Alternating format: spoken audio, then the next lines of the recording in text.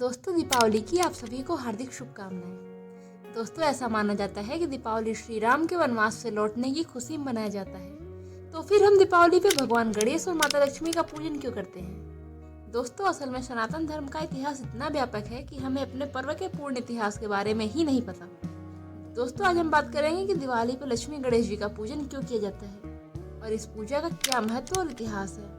दोस्तों, सबसे पहले तो दीपावली को एक विशेष घटना से जोड़ना कठिन है, क्योंकि दीपावली हमेशा से अंधकार में प्रकाश की विजय का ही पर्व है। आप यदि इतिहास को देखेंगे तो आपको बहुत प्राचीन और बहुत आधुनिक घटनाएं भी मिलेंगी जो दीपावली से जुड़ी हुई हैं। जैसे अगर आधुनिक घटनाओं की बात करें तो सिख धर्म में बंदी छोड़ दिवस होता है और इसमें सिख धर्म के हरगोविंद सिंह और उनके साथ साथ 52 और राजा मुगलों के कैद आजाद हुए थे, इसलिए बंदी छोड़ दिवस को भी दीपावली पे ही मनाया जाता है। ऐसे ही अगर हम प्राचीन घटनाओं को देखें तो कठोपनिषद में यमराज और नचिकेता की कहानी आती है, जिसमें यमराज और नचिकेता से एक संवाद होता है और नचिकेता को विद्या प्राप्त होती है, जिससे उनके मन का अंधकार दूर होता है और उनका मन प्रकाशित होता है। तो ऐसा माना जाता है कि दिवाली के ही समय पे यह संवाद हुआ था। इतना ही नहीं, अगर हम पद्म पुराण को देखें तो उसमें सबसे विस्तृत तौर पर दीपावली की चर्चा है, जिसमें बताया गया है कि दीपावली 5 दिनों का त्योहार है, जो त्रयोदशी शुरू होकर अमावस्या और उसके 2 दिन आगे तक चलती है। और पद्म पुराण के ही अनुसार त्रयोदशी और चतुर्दशी यमराज को समर्पित है और उपनिषदों के भी अनुसार यमराज और नचिकेता का संवाद त्रयोदशी या चतुर्दशी के दिन ही हुआ था। और अगर इसमें एक इंटरेस्टिंग फैक्ट देखें तो उत्तर भारत में चतुर्दशी के दिन छोटी दीपावली मनाई जाती है, लेकिन दक्षिण भारत में चतुर्दशी के दिन ही प्रॉपर दीपावली मनाई जाती है, क्योंकि वहाँ माना जाता है कि श्री कृष्ण ने इसी दिन सत्यभामा जी के साथ मिलकर नरकासुर का वध किया था। लेकिन अगर हम मेन दिवाली यानी अमावस्या वाली दीपावली की बात करें तो इस दिन गणेश और लक्ष्मी जी का पूजन क्यों किया जाता है, इसका भी उत्तर हमें पद्म पुराण में ही मिलता है, क्योंकि इसमें अमावस्या के दिन लक्ष्मी जी की पूजा का विधान बताया गया है।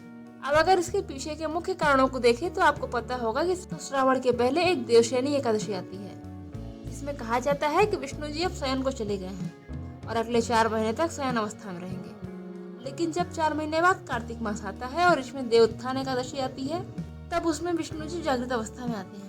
तो पद्म पुराण के अनुसार ही भगवान विष्णु जागृत हो, इसके पहले ही हमें माँ लक्ष्मी का पूजन कर लेना चाहिए। इसलिए हम कार्तिक मास की अमावस्या को माँ लक्ष्मी का पूजन करते हैं। तो जब 2000 साल पुराने पद्म पुराण में इतना स्ट्रक्चर वे में माँ लक्ष्मी पूजन दिया गया है, तो हम मान सकते हैं कि लगभग 2000 साल से लक्ष्मी पूजन होता आ रहा है।